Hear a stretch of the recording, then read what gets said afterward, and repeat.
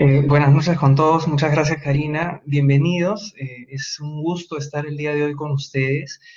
Quiero, bueno, agradecerles por el interés y la puntualidad, ¿no? Yo creo que es un tema muy interesante y que esperamos, tanto la universidad como quien les habla, pueda serles de ayuda, ¿no? Para los desafíos que tienen en sus organizaciones. Entonces, dicho esto, empezamos.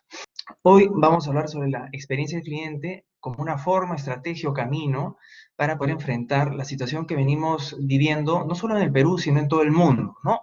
Lo que viene pasando a raíz de la aparición de este virus y de la situación sanitaria en todo el mundo, en nuestro país, ¿no? Que es la del COVID-19.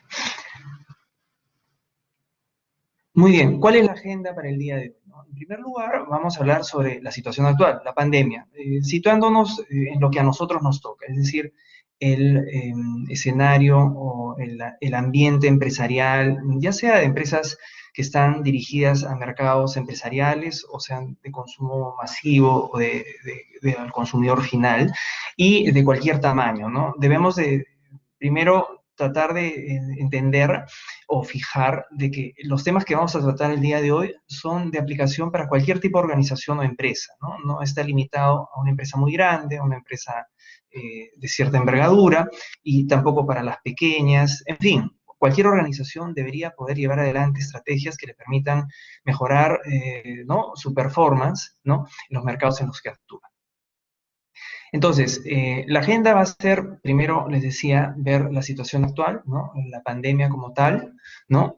Luego vamos a hablar sobre la experiencia del cliente o Customer Experience y pasaremos luego, ya hacia la mitad de la sesión, a hablar sobre una forma o una metodología que podríamos aplicar para justamente, ¿no? poder, a través de la experiencia, poder destacar en este escenario que estamos en el escenario que nos está tocando en este momento, ¿no?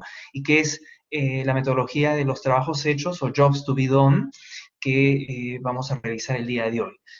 Casi al final mencionaremos de manera muy breve lo que es una herramienta también que puede combinarse con lo que es Jobs to be Done y entonces ayudarnos a fijar cómo podemos desarrollar una experiencia del cliente sobresaliente, ¿no? Y que es el Customer Journey o el viaje del cliente. Y finalmente cerramos la sesión con las conclusiones y algunas preguntas de ustedes. Muy bien, entonces empezamos con, como les decía, qué cosa es la experiencia como primer gran título, ¿no? Que habíamos dicho que íbamos a hablar de la pandemia, pero simplemente para situarnos un poco en el tema de hoy, ¿no? ¿Qué es la experiencia? Conversaba con Karina, que es la moderadora también y la que hizo la presentación inicial.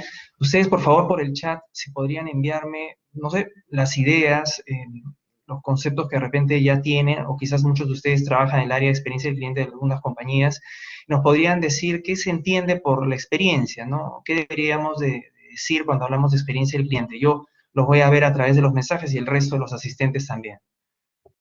A ver, yo voy a un poco leer lo que están diciendo muchos de ustedes, ¿no? Emociones, ¿no? Emociones que siente un cliente, todas aquellas percepciones que el cliente forma de la marca, muy bien. Interacción, sensaciones nuevamente, vivencia entre marca y usuario, ¿no? Servicio adecuado. Eso que recuerda un cliente en un sitio en específico. Los procesos que tiene que hacer un usuario en su interacción con mi aplicación, debo creer. Insights, todos aquellos touch points que pasa el cliente. Muy bien, la expectativa. Satisfacción que tiene el cliente al interactuar en un lugar. Es el resultado de la percepción menos la realidad de algo. Opinión que tiene el cliente en los puntos de contacto en la empresa. Créditos, ventas, despacho, etc. Momentos de la verdad. Ya. Emociones. Satisfacción del cliente al consumir un producto. Uh-huh. Eh, ¿Qué más? Conexión entre un cliente y la marca, vivencias que se siente con la marca, la finalidad de la visión cliente-céntrica, superar la expectativa del usuario, atención personalizada. Bueno, por ahí quienes quieran continuar con comentarios o aportes, bienvenidos. Yo voy a tratar de verlos, pero bueno, para poder continuar con la sesión, voy a tomar mucho lo que ustedes han dicho, ¿no? O continúan señalando, y voy a hacer algunos comentarios, ¿no? A ver, la experiencia del cliente, efectivamente, como ustedes, o varios de ustedes lo han señalado, son varias cosas a la vez, ¿no? No podríamos decir o tratar de definir de que la experiencia del cliente es, no sé, por ejemplo, cuando una persona compra algo y entonces la percepción que se lleva, ¿no? Eso sí es la experiencia del cliente, pero no solamente eso, ¿no? O también cuando alguien compra un producto y luego de comprarlo, en fin, comienza a usarlo, ¿no? Por ejemplo, no sé, uno compra un computador, ¿no? Y entonces llega a su casa, abre la computadora, la prende y diríamos de que empieza a interactuar con el equipo y por lo tanto va a arrancar lo que es la experiencia. Esos dos, tres ejemplos son definitivamente parte de la experiencia, pero no solamente eso, ¿no? Es muchísimo más, ¿no? Y parte en realidad no solamente desde que una persona o un cliente o potencial cliente, porque no necesariamente tiene que ser un cliente, va a tomar contacto con una empresa, ¿no? La experiencia en realidad, la forma como se debe entender la experiencia es incluso mucho antes, ¿no? Por citar un ejemplo concreto, ¿no? Yo podría ser, y en algunos de los cursos que yo he dictado, ser un estudiante escolar que está cuarto de media, quinto de media, y está a punto de terminar sus estudios, ¿no? Y si está dentro de sus planes y sus posibilidades seguir una carrera universitaria, y para dar un ejemplo concreto acerca de la Universidad de Lima, que es la que está organizando este webinar, donde yo soy profesor y graduado también, podría ir hacia su colegio o pasar por su colegio, o cuando sale o regrese de su casa, por la avenida Javier Prado y ver la Universidad de Lima por fuera, ¿no? Y entonces va a comenzar a percibir cosas, ¿no? Es decir, los alumnos que llegan, los alumnos que salen, eh, no sé, los edificios, cómo es la infraestructura de la universidad, al menos cómo se ve por afuera, y cosas así. Este joven o esta joven, del mismo modo también cuando busque, o ni siquiera busque, sino que, bueno, se conecte a alguna plataforma, ¿no? Social o algún tipo de medio electrónico de Internet, podría tener contacto con mensajes, con experiencias, con comentarios que tengan que ver con la Universidad de Lima. Y miren de que esta persona, este joven, esta joven, todavía ni siquiera ha postulado a la Universidad de Lima, simplemente está recibiendo una serie de mensajes o de estímulos, a pesar de él ni siquiera ser un postulante o ni siquiera ser un estudiante, es decir, ya un cliente de la universidad. Y entonces fíjense qué importante es todo lo que hace una organización, en este caso la universidad, acerca de los mensajes y el actuar que tiene en el lugar en el que está ubicada, en el grupo en el que se desarrollan sus actividades, porque incluso antes de tener a una persona o a un potencial cliente, ya está dando mensajes e interactuando con los que podrían en un futuro ser un estudiante de la universidad. Y no solo eso, este joven, esta joven, podría eventualmente cuando termine de estudiar, hacer un proceso y postular a la universidad, o ni siquiera postular, sino simplemente acercarse a la universidad. Yo desconozco los detalles de cuál es el proceso ahora, pero intuyo, normalmente es de que se busca o se pide información, hacen una visita muchas veces lo hacen con los padres también, incluso creo que hay visitas hacia los colegios de parte de los institutos, las universidades. Entonces, todo esto va a ir configurando una potencial experiencia para ese potencial o probable estudiante, postulante o interesado. Y luego va a llegar el momento en que de repente este joven o esta joven va a efectivamente tomar la decisión de postular a la universidad y imaginemos de que ingresa a la universidad. Entonces, una vez de que ingrese, ya no va a ser este observador externo que recibe alguno u otro estímulo, imagen, ¿no? mensaje de parte de la universidad, sino que ahora ya va a formar parte de la universidad. Y es decir, pasó de ser un espectador ahora ya a ser un cliente propiamente. Y ahí va a venir lo central, ¿no? Es decir, cuando sea estudiante, va a recibir servicios, va a tener que superar varias metas, ¿no? Va a tener que interactuar con la universidad no solamente desde el lado académico, sino también desde otros aspectos. Uno fundamental que es la parte subjetiva o llamémosle más bien emocional, ¿no? Entonces, hay una serie de esferas que van a entrar en juego. Y cuando termine de estudiar, también la experiencia no va a terminar cuando deje las aulas o se gradúe, sino que debería o debe continuar, porque estamos hablando de un graduado, de un exalumno, que va a tener por un lado a su universidad o su alma mater, con la que debería de mantener un vínculo, y esta universidad o alma mater debería de efectivamente continuar esa relación con esta persona. ¿Por qué?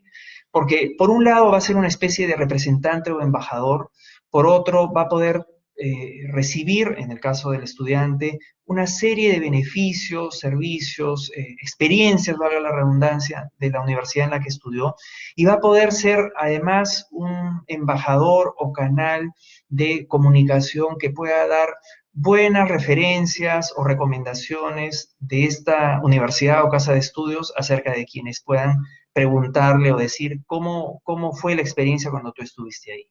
Ahora, para resumir todo lo que les acabo de decir, hay que considerar de que la experiencia entonces es el producto o el servicio que se pueda brindar, todas las interacciones que se tienen, no solamente mientras se está usando un producto o un servicio, sino antes y después, y que involucra no solamente a la organización o institución como tal, sino que involucra a muchos otros actores. Por ejemplo, para seguir con esto de la universidad tiene proveedores. Los proveedores también son responsables de parte del servicio o los productos o la experiencia que brinda la universidad. Desde, por ejemplo, los proveedores de los servidores de Internet, de la parte de infraestructura, de mantenimiento, de vigilancia, seguridad, limpieza, etcétera, etcétera, etcétera. Los comedores, las cafeterías, los concesionarios que brindan impresiones, fotocopias, la biblioteca, la infraestructura que tiene la universidad para las actividades deportivas, artísticas, en fin, ¿no? Entonces, si queremos redondear, la experiencia es o sea, es el resultado de todos los contactos y la interacción que tiene una persona con una organización. Y estos tienen un antes, un durante y un después. Y una vez que empieza o una vez que uno comienza a interactuar con una organización, podríamos decir de que el término es muy largo, ¿no? Probablemente dependerá de la persona, ¿no? Cliente, llamémoslo así, y de la organización, porque efectivamente podría ocurrir algún quiebre, ¿no? O o sea, algún evento desagradable que rompa esa relación, ¿no? Pero en términos generales es como les acabo de decir. Entonces, muy bien los comentarios que han dicho, ¿no? ¿No? Efectivamente son todos los elementos que deberían de considerarse, ¿no? Pero no solamente el servicio, no solamente el que yo le vendo algo a alguien, ¿no? Muy bien, continuemos. Entonces, un poco adelantándonos, este recuadro verde lo puse a manera de pizarra, pero bueno, no viene al caso escribir lo que hemos dicho. Eh, Muy bien, entonces, si bien invertimos un poquito el orden, ahora nos toca hablar de este momento en el que estamos, ¿no? De la pandemia, ¿no? Es evidente, y todos vamos a coincidir, creo yo, de que a partir de febrero, marzo del año pasado, el año 2020, todos o muchos de nosotros estaríamos pensando quizás en los planes o los proyectos que teníamos desde el lado personal, como también quizás profesional, académico, ¿no? Acerca de lo que se esperaba de este año, las cosas que nosotros todos habíamos trazado, ¿no? O que estábamos envueltos en ese proceso. Y de repente, de un momento a otro, ocurrió que estas noticias que nosotros veíamos desde, bueno, Asia principalmente, quizás China, Europa, que las veíamos en las noticias con una frecuencia cada vez mayor. Y yo recuerdo mucho cuando la OMS da ya mensajes en sentido de que esto podía convertirse ya en una pandemia, en no seguir siendo solamente una epidemia, pues ocurrió lo que sabemos, ¿no? En marzo del año pasado empieza, ¿no? Un ciclo o una etapa en la que todavía estamos y seguramente vamos a continuar, ¿no? que debido a esta situación de la salud de todo el planeta, ¿no? Se vio impactado de manera sin precedentes, ¿no?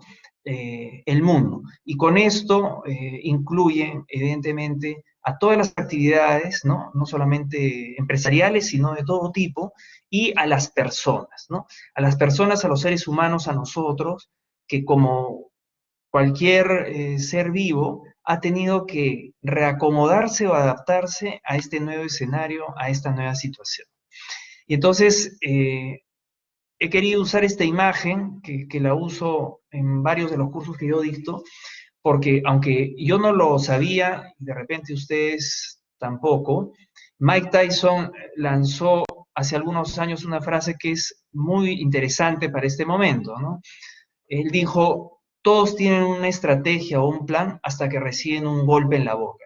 Y bueno, acá vemos una pelea entre Tyson y un retador, y donde, bueno, la imagen nos dice que Tyson debe haber podido lanzar y conectar un golpe, ¿no?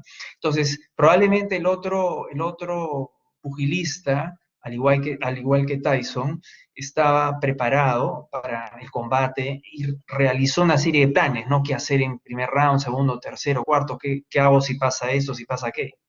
Pero todos esos planes, digamos que se van por la borda si de repente y de manera inesperada uno recibe un golpe, ¿no? En la boca. Entonces, realmente uno ni siquiera puede pensar bien. Y eso fue lo que pasó con el COVID, ¿no? Con la aparición de esta epidemia, todos, y no solamente el Perú, sino todo el mundo, vio de un momento a otro la aparición de, bueno, primero cierres, ¿no? De diferentes países o regiones, un impacto impresionante en el sector empresarial o si quieren la actividad económica, ¿no? Con una recesión muy fuerte, ¿no? Con acciones, y para ya hablar del Perú, yo me quedo en casa y de manera realmente innecesaria y extremadamente absurda por tantos meses el año pasado, ¿no? Y acciones de parte del gobierno, ¿no? Fondos para reactivar las empresas, ¿no? Bonos para muchas personas, ¿no? Y una serie de reglas y de condiciones que nosotros tuvimos que, y bueno, todas las personas tuvimos que asumir de un día para otro, ¿no? Y esto, para llevarlo ya al lado empresarial, y por eso yo quise poner algunos titulares, algunas noticias de esos meses, ¿no? Llevó a que, por ejemplo, ¿no? Surgieran ya eh, situaciones completamente nuevas, ¿no? Como lo vemos aquí, ¿no? Eh, Nuevas oportunidades de negocios durante la pandemia, ¿no? Videollamadas, una radiografía a su tendencia en este periodo de aislamiento social. El titular que dice acá a la derecha, ¿no? Si el COVID iba a eliminar el uso del efectivo, del cash, ¿no? Si ahora todo iba a ser a través de algún dispositivo electrónico, de un celular, de una tarjeta, ¿no? Entonces, todos estos, ¿no? Nuevos hechos o circunstancias aparecieron y se fueron configurando, ¿no? Fueron apareciendo en escena. Y entonces veíamos cosas como, por ejemplo, esta imagen de la BBC en Toronto, en Canadá, en donde algunas personas dijeron, bueno, podemos actuar así para poder llevar adelante las actividades que hacemos, ¿no? Estas actividades de deporte al aire libre, pero protegidos o cubiertos con una especie de circunferencia de plástico, ¿no? Para no estar en contacto con el aire que inhale o respire, perdón, una persona que esté próxima a ella haciendo estos ejercicios, ¿no? Eh, Luego, hacia la derecha, vemos una estrategia, una acción que una empresa local, Comunicom, llevó adelante. De repente, sí, no de manera muy, bueno, en la práctica relevante, porque valgan verdades, eso de desinfectar pistas y veredas no tiene ningún sentido, ¿no? Pero dejemos eso de lado. Fue una estrategia interesante de una compañía que teniendo una infraestructura paralizada, como es estos camiones que transportan concreto mezcladoras, tuvieron una excelente iniciativa acerca de poder ofrecer un servicio de, bueno, desinfección, limpieza de plazas y de algunos lugares de manera gratuita, ¿no?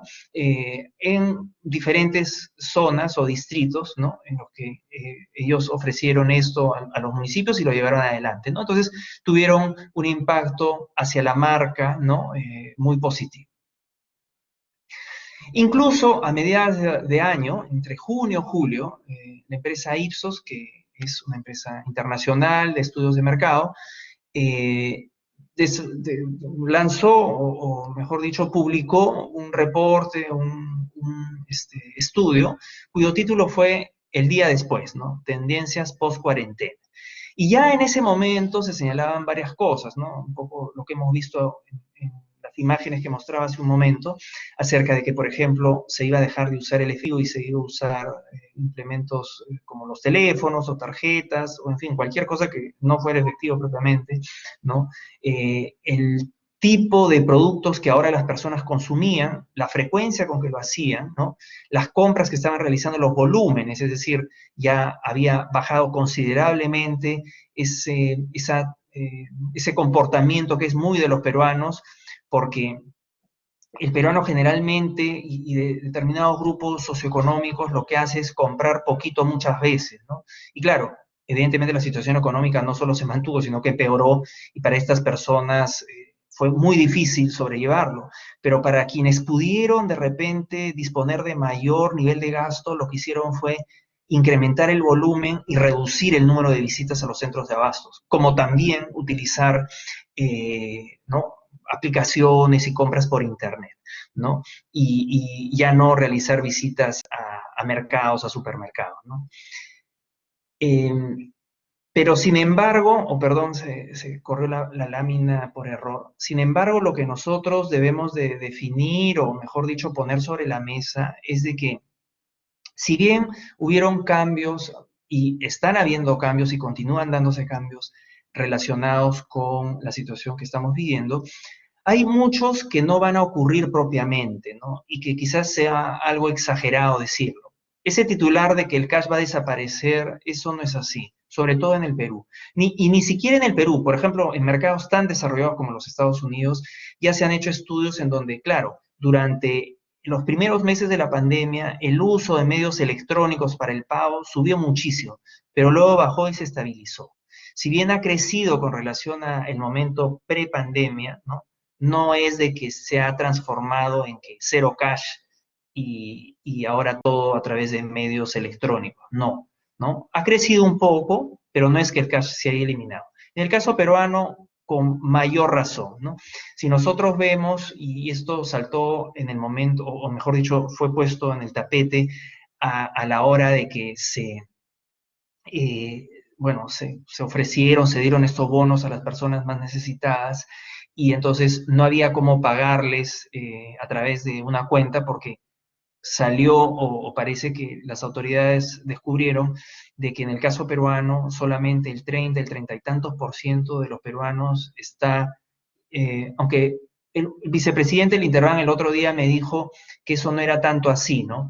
Que estaban, o sea, los números dicen de que solo el 30% está bancarizado en el Perú, quiere decir que el 70% no tiene una cuenta, ¿no? Y entonces, para pagarle los bonos, no les quedaba a estas personas otra cosa que efectivamente ir a las oficinas del Banco de la Nación o a otros bancos. Es más, este vicepresidente me contó de que el gobierno no les preguntó a los bancos si estaban de acuerdo, sino que simplemente los llamó y les dijo, miren, vamos a distribuir, no sé, 1 millón de bonos entre ustedes y se van a repartir de esta manera, ¿no? Lo cual, bueno, el gobierno claro que puede hacerlo, ¿no? Pero no fue de otra forma que como les estoy contando.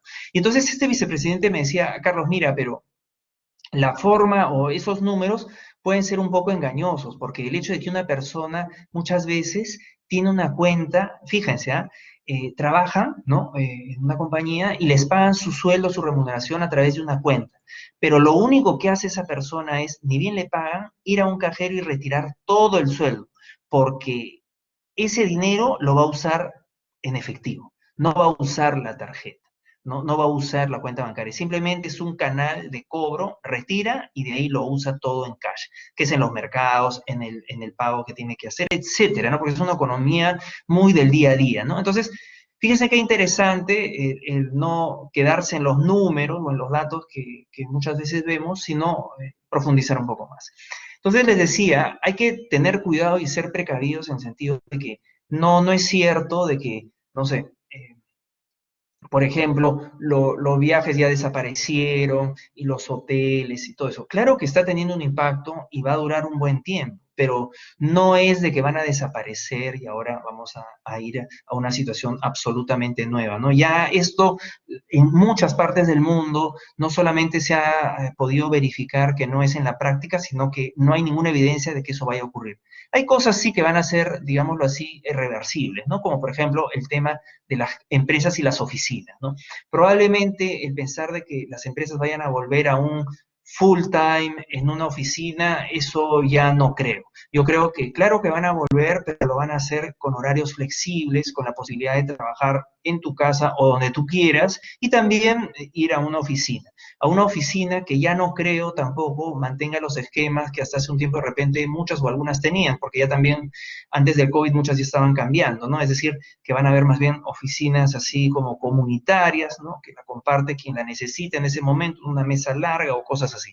Eso trae sus problemas, que también ya se han estudiado bastante y que no viene al caso comentar, ¿no? Pero que va a involucrar también un reto para ver cómo se pueden superar. Ahora bien, antes de entrar a Jobs to be Done, porque ya estamos casi a la mitad, yo sí les quería mostrar esto. Miren, es algo muy corto y muy breve que yo encontré en una publicación del año pasado que hizo, bueno, no la universidad, o sea, la Universidad de Harvard tiene una serie de centros de investigación o think tanks y publicaciones que están bajo el paraguas de Harvard, ¿no? Y esta publicación la hace la Universidad de Harvard, pero por o a través del centro de estudios, y como lo dice ahí, aunque está en chiquito, del knowledge working, ¿no? Y que es el conocimiento para ponerlo en práctica o el trabajo. Y entonces, apareció este artículo a raíz también de todo este momento por la pandemia, que muestra cómo a través de una matriz muy sencilla, yo no soy muy adicto o muy adepto a las matrices, pero nos puede servir al menos para que ustedes hagan ese ejercicio en sus organizaciones, ¿no? Y entonces, fíjense, tenemos este pequeño esquema, ¿no? Donde tenemos por un lado, en la primera columna, mercados existentes y nuevos mercados.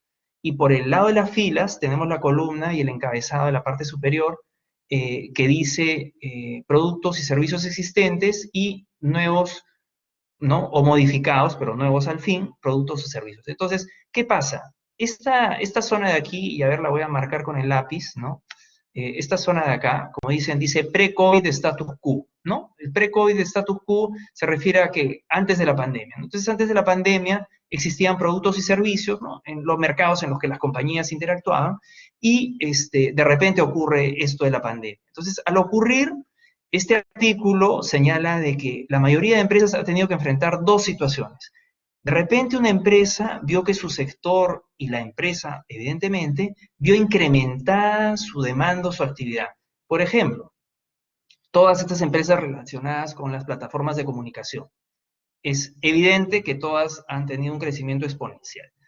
Todas las empresas que tienen que ver con el rubro de alimentos, porque uno también se da cuenta que en estas crisis, pasa lo que pase, la comida y cosas básicas nunca van a caer o no van a caer de manera importante, ¿no? Entonces, esas empresas o esos sectores que no vieron mayor impacto, sino que más bien vieron un impacto, pero hacia, es decir, positivo, deben de desarrollar sus actividades ya ahora, en este momento de la pandemia, la crisis sanitaria, siguiendo estas líneas punteadas de acá. Y voy a borrar el círculo y voy a más bien marcar estas líneas punteadas de acá, ¿no? Esta que es en color un poquito más clara, ¿no? Esta de aquí, líneas punteadas, igual aquí, igual acá. ¿Por qué? Porque aquellas empresas o sectores que tengan este crecimiento a pesar de la crisis, pueden adaptarse al nuevo escenario de una manera más tranquila o pausada, porque no tienen la presión de que sus ventas han caído dramáticamente, que ya no existe el mercado que tenían y cosas por el estilo. Y claro, ellos tendrán que definir si pueden desarrollar nuevos productos o servicios, si pueden modificar los que tienen y si pueden ingresar a nuevos mercados. Sin embargo, en el lado opuesto estarían las empresas que sí vieron un impacto importante en su actividad, como por ejemplo las líneas aéreas, los hoteles, ¿no? Las empresas de turismo y todo lo demás. Entonces, estas empresas o estos sectores sí tienen que moverse muy rápidamente, ¿no? Y tienen que ver a qué nuevos mercados van o qué nuevos productos o servicios van a desarrollar. Y un ejemplo de esto podría ser que, no sé si en el caso local lo han hecho, yo pienso que sí. Voy a citar uno en el caso local. Las empresas de transporte terrestre. Todos creo que debemos haber visto de que las empresas de transporte terrestre en lo que ha sido el año pasado y este año han visto un impacto muy fuerte en sus ventas porque incluso hasta ni siquiera han podido realizar sus actividades. Entonces, ellas vieron la posibilidad de más bien brindar el servicio de transporte a las empresas del sector minero, energético e industrial.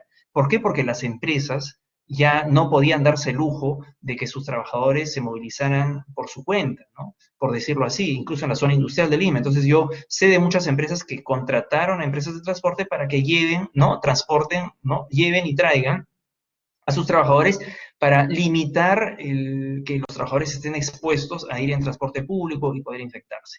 Lo mismo para las empresas mineras. Y lo mismo para los hoteles, ¿no? Que cambiaron de tener visitantes extranjeros, ya sea por negocios o turismo, y que viraron hacia empresas que alojaban ahí a sus trabajadores, ya sea cuando fueran a las operaciones mineras, a empresas pesqueras, y luego cuando regresaran para llevar adelante procesos de aislamiento y cuarentena, ¿no? Entonces, esos son ejemplos.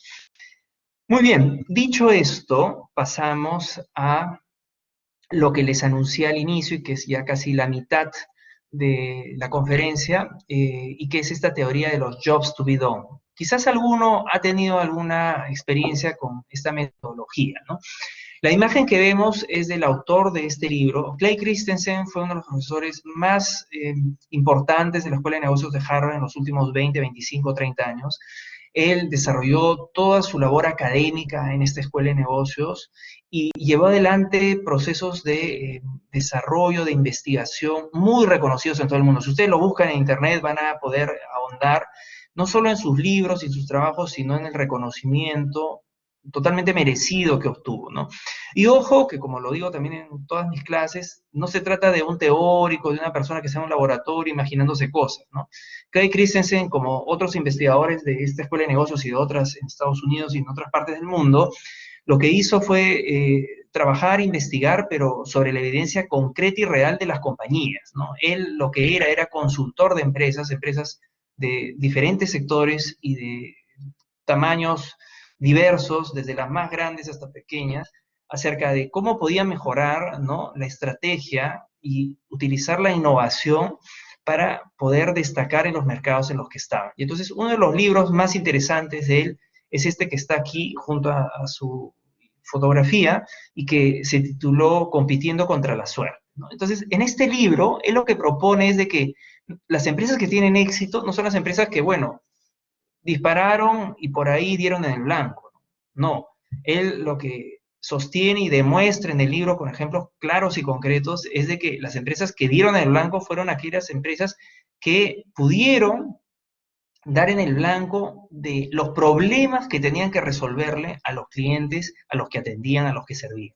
No fueron empresas que, bueno, dijeron, yo voy a abrir un café aquí porque me parece que podría hacerlo, y lo voy a desarrollar, lo voy a gestionar de esta manera porque también me parece.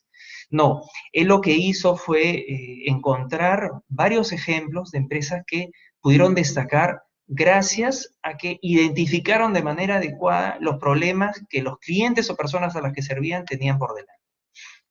Entonces, dicho esto, y para ya entrar de lleno al tema, yo quise usar esta imagen, ¿no?, que habla por sí sola, ¿no? A la hora de competir, ¿no? Y bueno, la caricatura no tenía ese texto, yo lo he puesto, no siempre el más pequeño es quien pierde, ¿no? Vemos a una rana que probablemente quiso comerse a este insecto, y resulta que el insecto lo toma de la lengua y se lo lleva volando.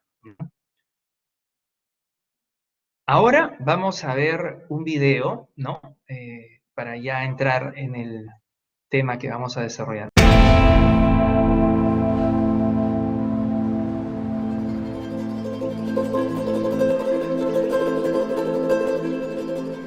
Este papelito prueba que hace 27 años ocupa un lugar en la Tierra.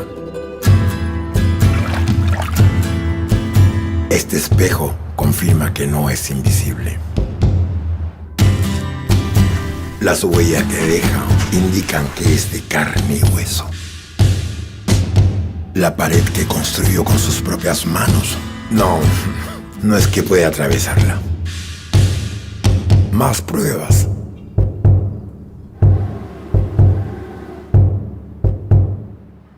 Su corazón palpita. Sus brazos se mueven. Sus manos amasan. Sus cerebros piensan. Son pamplonenses y saben que existen. La nueva versión de Perú necesita de todos sus ciudadanos. Esta Navidad pide tu préstamo y mi banco financiará talleres de organización ciudadana en Pamplona. Porque la Navidad es para todos y el progreso también. Para una nueva versión de Perú, mi banco. Ya, muy bien. A ver, unos comentarios sobre este video o esta campaña de Mi Banco, ¿no? A ver, Mi Banco es un banco del grupo Credit Corp, ¿no? Al final, el grupo Romero, cuando decide ingresar al sector de microfinanzas, ¿no? Lo hace porque se da cuenta de que bajo el paraguas del banco de crédito no lo iba a poder hacer, por diferentes razones, ¿no? Que tampoco no viene al caso comentar. Entonces, deciden ingresar y, bueno, desde ese momento han tenido un resultado extraordinario, ¿no? Acerca del número de operaciones, eh, número de clientes, colocaciones, en fin, probablemente sea el segundo o tercer banco de ese tipo más importante de Latinoamérica, de Sudamérica, después de probablemente alguno o algunos brasileros. Independientemente de que ahora por la crisis o quizás por algunas decisiones que hayan tomado, yo diría que los resultados no han sido tan buenos. Pero, ¿por qué el video, no? Entonces, lo que vemos es una campaña, es excelente de que tomen y que siempre lo han hecho a protagonistas de carne y hueso y que permitan la identificación inmediata con el mercado al que atienden, ¿no? Personas que cualquiera de nosotros podría reconocer y que efectivamente son de Lima, ¿no? Y que probablemente sean de una zona como la de Pamplona, ¿no? Y que son personas, como lo muestra en el video, ¿no? En el comercial, en la campaña, que hacen varias actividades, están en permanente esfuerzo, ¿no? Tratando de superar, ¿no? Bueno, la situación que podríamos decir tienen a base del trabajo, ¿no? Y mi banco dice, ¿no? Nosotros podemos ayudarte en ese esfuerzo, en ese deseo de superación, eh, a través de préstamos, ¿no? Y de ahí, y esto es lo más importante, y esa es la relación con lo que vamos a ver hoy día, con lo que estamos viendo ahora, con lo que vamos a comentar ahorita, es que tenemos un mensaje de parte del banco señalando que, eh, o sea, por un lado está el préstamo, pero mi banco lo que va a hacer es brindar talleres para organización vecinal. Fíjense, ¿ah? Un banco que ustedes dirán, bueno, presta y recibe dinero. ¿Y qué hace ofreciendo talleres de organización vecinal? Eso es Jobs to be done, ¿no? Eso es desarrollar una estrategia usando o mejorando o construyendo la experiencia del cliente, ¿no? Es decir, yo no soy un banco que presto dinero. El dinero es un medio para que este grupo de personas pueda mejorar su situación, pueda mejorar su forma de vida, pueda tener otras oportunidades. Y es definitivo de que para hacerlo necesita algún tipo de capacitación en cosas de repente que para nosotros u otras personas les podría parecer básicos, elementales. Quizás ellos, y como ocurre al interior del país, tienen que ver cómo organizarse como barrio, como cuadra, ¿no? Porque no reciben de parte del Estado mayor soporte y entonces ellos van a ser los que se organicen. ¿Por qué? Porque así pueden ser mucho más eficientes, pueden ayudarse entre ellos, pueden colaborar acerca de los emprendimientos que hacen y todo lo demás, ¿no? Entonces, me pareció bien interesante mostrarlo porque calza muy bien con el tema. Muy bien, entonces, ¿qué está pasando con la innovación, no? ¿Qué es lo que nos dice este profesor Clay Christensen, no? Nos dice, los datos no son suficientes para explicar la razón por la que las personas deciden, ¿no? Por algo, ¿no? Contratar a una empresa. Quedarse en las características generales de un mercado es no ver las razones que están detrás, ¿no? Por las que una persona contrata a una empresa para un producto o un servicio. Y la pregunta que debemos plantearnos es, ¿para qué trabajo he contratado este producto o servicio? ¿No? Eh, Esto por el tiempo no lo puedo comentar, pero uno de los coautores del libro dice, pensé que estábamos en el sector de construcción, pero nos dimos cuenta de que por el contrario, estamos en el negocio de cambiar o mover vidas. Brevemente, en segundos, ¿no? Es una empresa que construye edificios en una ciudad norteamericana y que se da cuenta que tiene problemas para vender los departamentos. Cuando contratan a Bob Moesta, él descubre a través de las entrevistas, de la observación que hace con los potenciales clientes, de que esta constructora, esta inmobiliaria, había olvidado algo muy importante, ¿no? Los clientes eran personas ya mayores, jubilados, separados, viudos, divorciados, divorciadas, entonces vivían solos, eran señores mayores. Sin embargo, tenían familiares, tenían hijos, nietos, y entonces el norteamericano normalmente en el Día de Acción de Gracias y en el Día de Navidad se reúne toda la familia, viajan de todas partes y tienen una cena, tienen una reunión familiar. Estos departamentos no habían considerado eso y el área o espacio para lo que sería el comedor, para esa reunión familiar, y aunque sea solo de 1 o 2 veces en el año, no, perdón, no permitía esas reuniones. Entonces, para las personas era algo realmente de mucha carga emocional, que se daban cuenta de que aquí no vamos a poder tener nuestra reunión familiar. Y una cosa importante, eran personas que venían de casas e iban a pasar a departamentos. Como eran señores y señoras de cierta edad, tenían a lo largo del tiempo acumuladas muchas cosas. Y una barrera para tomar la decisión de comprar estos departamentos y moverse era de que tenían tantas cosas que no sabían qué hacer con las cosas. Entonces la constructora, la inmobiliaria, a través del trabajo de Bob Moesta, se da cuenta de que tenían que ofrecer 1 año gratis de depósitos para que las personas puedan guardar ahí sus cosas y luego de 1 año con calma revisar y ver qué hacer. Eso es solucionar el problema de las personas. Por eso lo dice, ¿no? No estamos en el negocio de la construcción, sino estamos en el negocio de cambiar o mover vidas. Ahora bien, ¿qué cosa es esto de los jobs to be done, ¿no? El libro y la metodología lo que propone es de que un job o trabajo debe entenderse como el progreso, no como producto solamente. Es decir, yo no compro una botella de agua porque, bueno, tengo sed. Sí, pero hay muchas más cosas detrás, ¿no? Si no, yo estoy buscando una solución. Yo puedo comprar agua, puedo tomar una bebida energizante, puedo tomar una bebida gaseosa, puedo tomar un jugo, puedo tomar muchas cosas. Deben haber razones que hacen que yo decida por el agua, ¿no? Ahora, hay que pensar de que estos productos, estos servicios o la combinación de ellos siempre van a ocurrir o se van a contratar en una circunstancia. Es decir, yo no tomo agua en una especie de laboratorio, yo tomo agua cuando estoy caminando y me dio sed, he hecho deporte, de repente estoy en mi casa, estoy almorzando, estoy en, no sé, pero estoy en una circunstancia. Entonces, es importante saber dónde es que se da eso, cuándo, en qué momento, si estoy con alguien, si estoy solo, ¿no? Si lo hice pues en alguna circunstancia en particular o que no tenía ninguna importancia. Entonces, todo esto nos da ¿cómo decirlo? El punto de vista, la mirada de que existen dimensiones, ¿no? Una dimensión funcional, que en el caso del agua será, bueno, tengo sed y tengo que satisfacerla, pero también existe una dimensión social y emocional que no debemos de dejar de observar.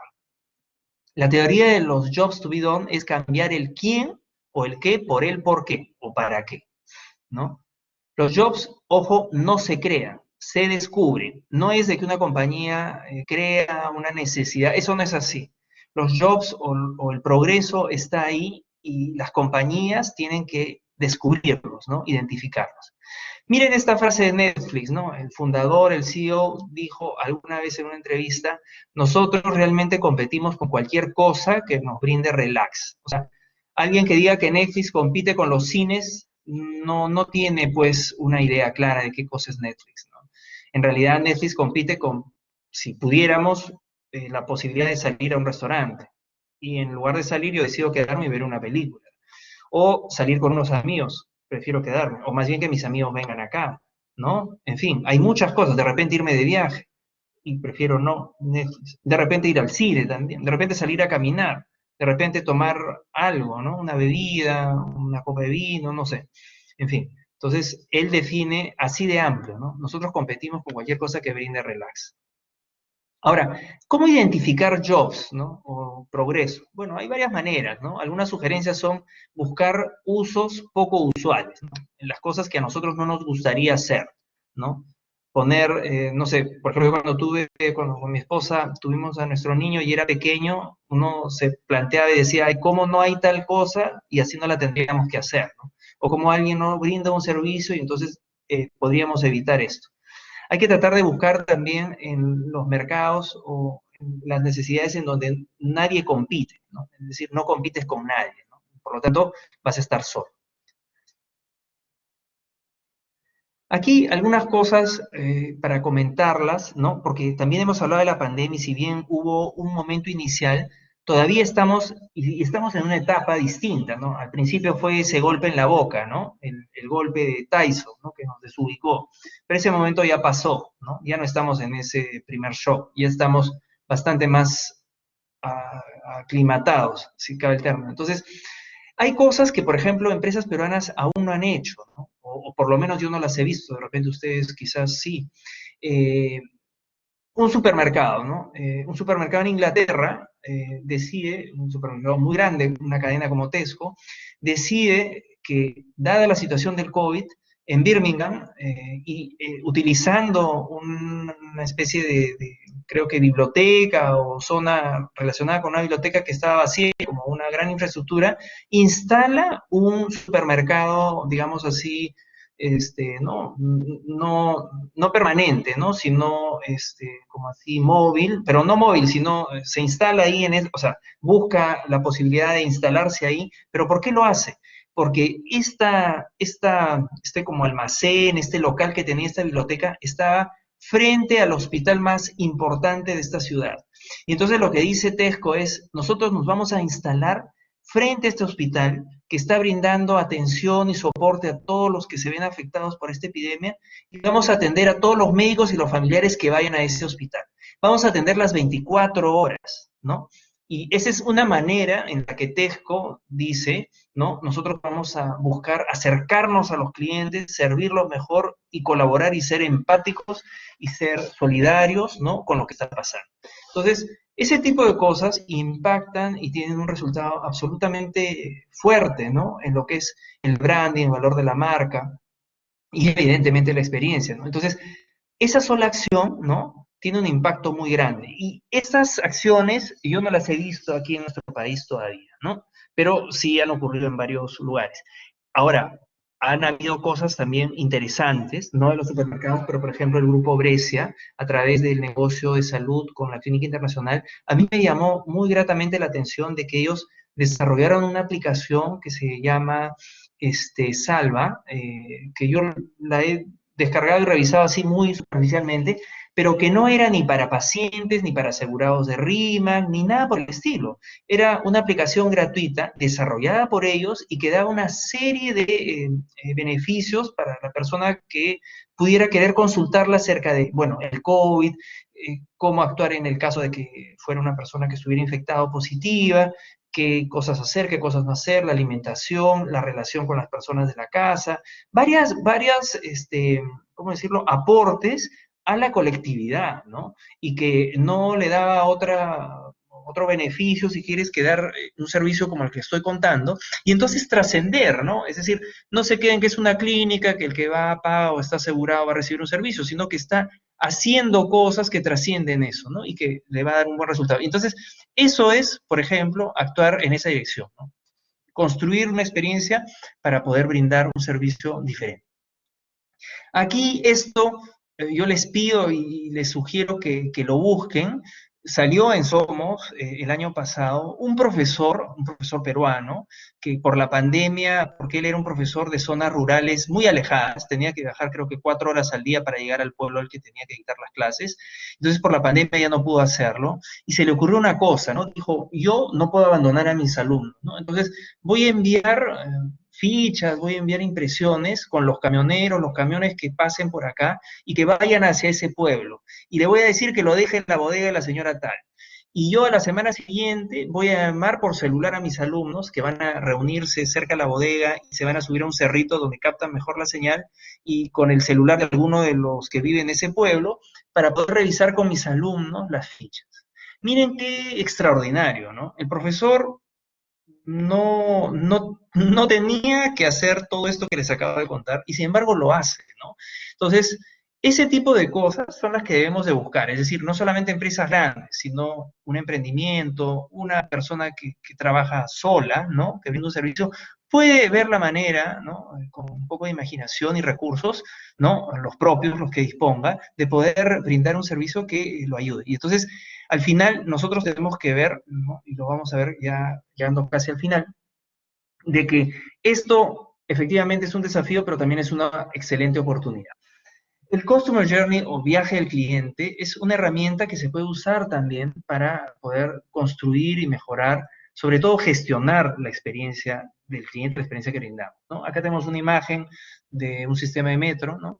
Y el gráfico de repente más claro, más ordenado de lo que es el viaje del cliente es pensar en una persona, un grupo de personas, ¿no? Que va a tener, como les decía, un lado funcional, he tratado de imaginar un cerebro y un lado emocional, aunque las emociones se desarrollan en el cerebro, ¿no? Y eso todos lo sabemos, y que va a tener que trasladarse a través de una serie de puntos, que son estos cuadraditos que vemos acá, ¿no? Voy a encerrarlos en un círculo, ¿no? Y va a tener que llegar a un lugar, ¿no? Luego de recorrer ese camino, para poder recibir lo que está buscando, ¿no? Esa solución que decíamos, ¿no? Un producto, un servicio. Del mismo modo, podría hacerlo por este otro camino. E imaginemos que el primer camino es ir a una tienda. Imaginemos que el segundo podría ser utilizar la web de esa compañía. El tercer camino podría ser una llamada telefónica, ¿no? Y así, el cuarto camino podría ser a través de una aplicación pedir el producto o el servicio, ¿no? No sé, el quinto podría ser a través de, no sé, un tercero, ¿no? Y así, ¿no? Podríamos tener. Posiblemente muchas de estas estaciones sean comunes a cada uno de estos viajes que hemos señalado, ¿no? Porque si decimos de que este es un primer viaje, ¿no? En la primera línea, ¿no? Está acá. Esta es una segunda, esta es una tercera, esta es una cuarta y una quinta, ¿no? Podríamos imaginar de que de repente algunas de estas estaciones, vamos a pintarla de otro color, a ver, quizás naranja, que algunas de estas son comunes a todas estas de aquí, ¿no? Podría ser. Eh, entonces, estos cuadrados podríamos decir que son las representaciones de cada una de esas etapas o pasos que nosotros como personas o clientes vamos a transitar. Y entonces, lo que debemos de hacer a la hora que trabajamos con el viaje del cliente, el Customer Journey, es diseñar, ¿no? De la manera más simple, pero al mismo tiempo detallada, las etapas que uno debe de transitar, es decir, esos momentos de la verdad, como decía alguno de ustedes, para que nosotros podamos identificar dónde están esas oportunidades que podemos mejorar, ¿no? Es decir, de repente a lo largo del camino el inicio es muy bueno y la parte del medio es regular y la última es muy mala. Es claro, y todos coincidirán de que si la primera es muy buena, de primer momento no deberíamos de observarla, sino más bien irnos hacia la parte que está muy mal, ¿no? Para tratar de mejorarla, equilibrarla con el resto, ¿no? Deberíamos de ver de que cada estación tendría que tener aspectos funcionales y al mismo tiempo también subjetivos o emocionales. Es decir, por ejemplo, si yo quiero ir a un banco porque quiero pedir un crédito para comprarme un auto, yo debería decir, bueno, fui, me atendieron muy bien, o fui y no me atendieron, o fui y tuve que esperar mucho tiempo. Entonces, yo podría de repente representar todo esto. El primer caso de que me atendieron muy bien, un color verde o una cara de alegría, y de repente si no me atendieron tan bien, quizás un color distinto y un rostro no tan alegre, y si me hicieron, y si tuve que esperar horas, bueno, una cara de molestia, ¿no? Y un color rojo, cosas así, ¿no? Entonces, el Customer Journey es una herramienta muy interesante. Hay que considerar que el Customer Journey debe ser gestionado siempre, es decir, es una herramienta que tiene vida, no es de que una compañía deba de hacer un Customer Journey y dejarlo ahí y pegarlo en la pared, como muchos hacen, ¿no? Sino que debemos estarlo revisando de manera frecuente. ¿Por qué? Porque los mercados cambian, los competidores cambian, y nosotros deberíamos de cambiar y mejorar siempre, ¿no? Entonces, esa es un poco la explicación. Muy bien, hemos llegado al final y entonces nos toca hablar sobre las conclusiones, ¿no? Yo he citado aquí algunas, ¿no? quizás con alguna de las preguntas que ustedes propongan, podríamos agregar alguna. Yo considero de que de lo que hemos visto, ¿no? Podemos decir de que esta crisis, ¿no? Ha sido el detonante de algo que al final siempre ha estado y siempre va a estar, ¿no? Es decir, cuando ocurren hechos que cambian de manera dramática un mercado, un sector, pues todas las compañías se van a sentir de nuevo como la imagen de Tyson, ¿no? Que les dieron un golpe en la boca. Entonces no saben qué hacer. El COVID ha sido eso. De repente ha sido el golpe más fuerte que han visto muchas compañías en su historia. Pero al final es eso, ¿no? Hay que adaptarse muy rápido, ver muy bien qué está pasando y bueno, en base a eso tomar varias decisiones, ¿no? Hablando sobre la experiencia, ¿no? Hay que considerar de que esta es una estrategia en sí misma, ¿no? No es de que es, ¿cómo decirlo?, un objetivo, sino más bien es un camino, ¿no? Nos permite poner en el centro, ¿no? Y de manera actual a los clientes a los que atendemos, ¿no? Y poder desarrollar una estrategia que sea, pues, atractiva para el mercado. Finalmente, yo quería mencionar que esta teoría que hemos revisado ahora de manera muy superficial, porque no nos da el tiempo, la teoría de los trabajos hechos o de los jobs to be done nos presenta un nuevo camino, ¿no? Entonces, salirnos de esa superficialidad, ¿no? Es decir, yo vendo pues carros, yo vendo bicicletas, ¿no? Y más bien yo vendo, sí, un carro o una bicicleta, pero para que la persona se traslade, para que la persona se movilice.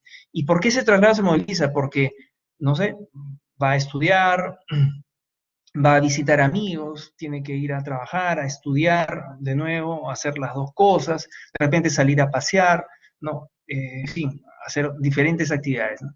La clave para lograr es ver más allá, ¿no? Para lograr identificar estos jobs, es ver más allá de la primera capa de beneficios que ofrecemos. Acá dice, ¿cómo lidiar con un cliente muy exigente? Bueno, esto está bastante desarrollado.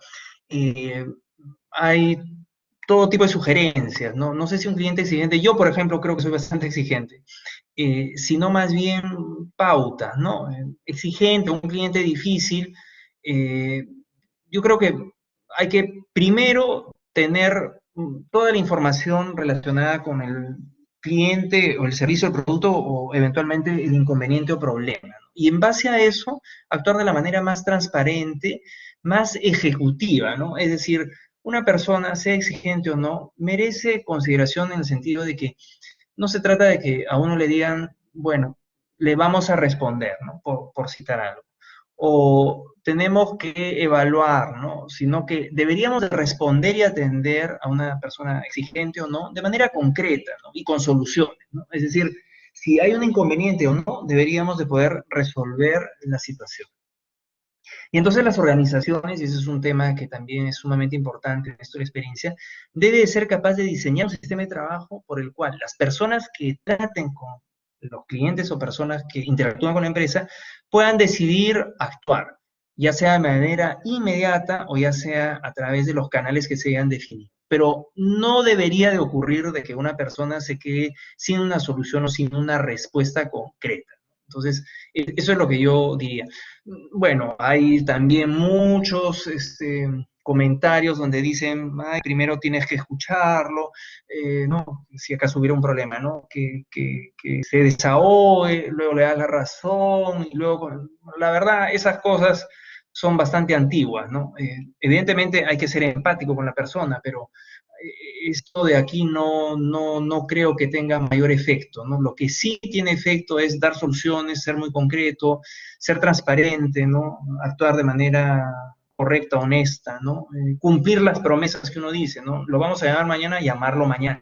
Y si no tengo la respuesta, llamarlo y decirle todavía no tengo la respuesta, porque te voy a llamar pasado mañana, ¿no? Ese tipo de cosas. A ver, ¿cuánto tiempo demora en implementar una estrategia de Customer Experience? Miren, muy buena pregunta. No hay un tiempo. Habría que ser prudente en que, por ejemplo, ¿no? Si yo tengo una empresa pequeña, probablemente sea mucho más sencillo que una empresa grande. Entonces, en la empresa pequeña, quizás podríamos decir, dependiendo de la circunstancia en la que está, no sé, me atrevería a decir un año, quizás un poco más. Porque ojo que no estamos hablando de capacitar a personas, decirle, mira, tú tienes que sonreír, tú tienes que hablar así, tú tienes que hacer así. Eso es un taller, ¿no? Eso es una especie de la boca para afuera, ¿no? Estamos hablando de cosas que van a durar en el tiempo, es decir, de que sea parte de la estrategia de una compañía y que las empresas sean capaces de organizarse y actuar de acuerdo a lo que se ha definido, ¿no? Y entonces eso toma tiempo, porque hay un punto central en todo esto, que es la cultura, ¿no? Y la cultura no se construye en semanas ni en meses, ¿no? Eso toma tiempo. Miren, por ejemplo, el Banco de Crédito, que empezó hace varios años su proceso de transformación cultural, y el banco tiene una serie de cosas, ¿no? Pero yo, como cliente de ese banco y de otros bancos, debo reconocer que sí han cambiado un poco, al menos de manera positiva.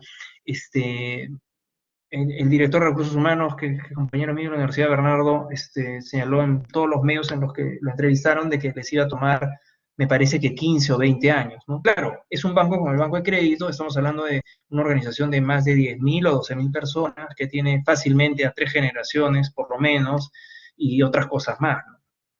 Entonces, hablar del tiempo es relativo. ¿Cómo aplicamos Jobs to be Done a la gestión de recursos humanos? Bueno, excelente pregunta. Los recursos humanos, y ya hablando de, si quieren, la experiencia interna, brinda una serie de servicios, ¿no? O de prestaciones a las personas que están dentro de la organización como a las que no lo están también, ¿no? Entonces, cosas como, por ejemplo, ¿por qué una persona podría sentirse motivada para trabajar en una empresa?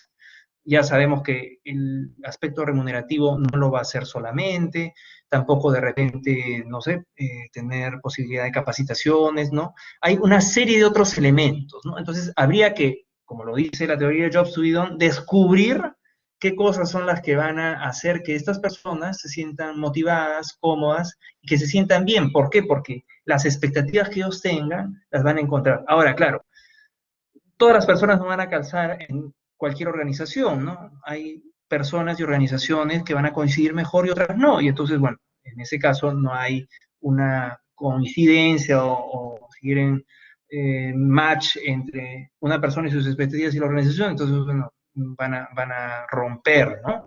Pero en términos generales debería ser eso. Brinde otras referencias bibliográficas del tema, por favor, otras referencias. Yo, a ver, me voy a acordar, Karina, me harías el favor de, solo si me olvido, a veces me olvido, enviarme un correo y entonces yo te respondo para que tú puedas alcanzarle a todos algunas, no sé si referencias, quizás publicaciones, ¿no? Para que ellos puedan informarse o estar al tanto de estos temas, ¿no? Que hay muchas fuentes, ¿no? Y entonces sería interesante, me parece muy buena la pregunta o la sugerencia. Sí, claro, Carlos, yo te envío un correo y me mandas la bibliografía para poder compartirla. Ya, perfecto. Acá Cristian Bendezú nos dice cuál es el punto de mayor trabajo a la hora de implementar el Customer Experience. Lo que va a tomar más trabajo y es más difícil y toma más tiempo y es el desafío mayor es el tema de la cultura. Ese es, ¿no? El tema cultural siempre va a ser el más difícil. Y el tema cultural, ojo, que estamos hablando de toda la organización, ¿no? Es decir, si yo tengo una organización que dice que, por ejemplo, uno de sus valores es la humildad y vemos que el gerente general no demuestra nunca humildad, ahí tenemos un problema bien serio, ¿no? Entonces, ¿cómo vamos a parecer humildes frente a los clientes si nuestro gerente general es lo opuesto, ¿no? Entonces, ese tipo de cosas, ¿no? ¿Qué es lo que más valora el cliente en esta época de pandemia? A ver, eso se ha tratado bastante también, sobre todo afuera y aquí también, ¿no? A ver, primero que uno tiene que ser empático, es decir, hay elementos, ¿no? Por decirles algo, yo donde vivo, ¿no? En el distrito en el que vivo, hay varios cafés y así restaurantes, ¿no? Entonces, yo noté que al principio de, o los primeros meses de la pandemia, cuando reabrieron los restaurantes, los cafés, ellos tenían en la cabeza de que los clientes que tuvieron seguían estando ahí, seguían siendo los mismos, y es más, estaban dispuestos a pagar más por lo que antes costaba menos, ¿no? Entonces, imagínense, ¿no? O sea, hay una pandemia, mucha gente se ha quedado sin empleo, le han reducido el sueldo, han tenido problemas de salud, todo el estrés, la angustia, y este café o este restaurante dice, bueno, yo reabro, mis clientes están igual, y yo o les cobro igual o les cobro más, ¿no? Entonces, eso es un sinsentido, ¿no? ¿Qué es lo que deberíamos valorar? Es eso, ¿no? El ser empático en la situación. Yo no puedo ser indiferente, mirar al costado. Yo tengo que ser consciente de que, bueno, todo el mundo está impactado, ninguno podría decir que está en el mejor de los mundos, entonces habría que obrar en esa dirección, ¿no? Hay que ser empáticos, hay que ser conscientes también y, de nuevo, volver a revisar qué cliente es el que ahora podría venir a mi café, o qué cliente es el que ahora yo podría servir en mi café. ¿Será el mismo? ¿Será otro? Y eso es algo evidente, ¿ah? Por decir algo, ¿no? Un cliente habitual de un café o restaurante costoso. Si perdió el empleo, no va a ir de nuevo a ese café, restaurante costoso, ¿no es cierto? Desapareció, ya salió, ¿no? Ahora, si sus posibilidades se lo permiten, de repente irá a un café o un restaurante que sea mucho más económico. Y entonces, el dueño del café económico va a tener como cliente a alguien que venía de un café o restaurante mucho más costoso. Por lo tanto, ¿cómo va a atender a esa persona? ¿Debería atenderla igual a como atendía? ¿Debería de cambiar, mejorar, incluir, ampliar el servicio que daba? ¿No? Ah, bueno, acá Joel dice algo interesante, no hacer lo que se dice y decir lo que se hace. Ah, claro, claro. Eh, y finalmente sobre qué es lo que más valora hoy por hoy, desde un carro hasta una clínica, todos los productos y servicios tienen dos ámbitos, o mejor dicho, dos componentes que antes no tenían, que es salud y seguridad. O sea, el tema del riesgo de la infección. Y eso ahora todos lo tienen que incluir. Bueno, vemos que ya hemos terminado. Nuevamente, muchas gracias. Un gusto haber estado con ustedes. Buenas noches y hasta una próxima oportunidad. Hasta luego. Chao.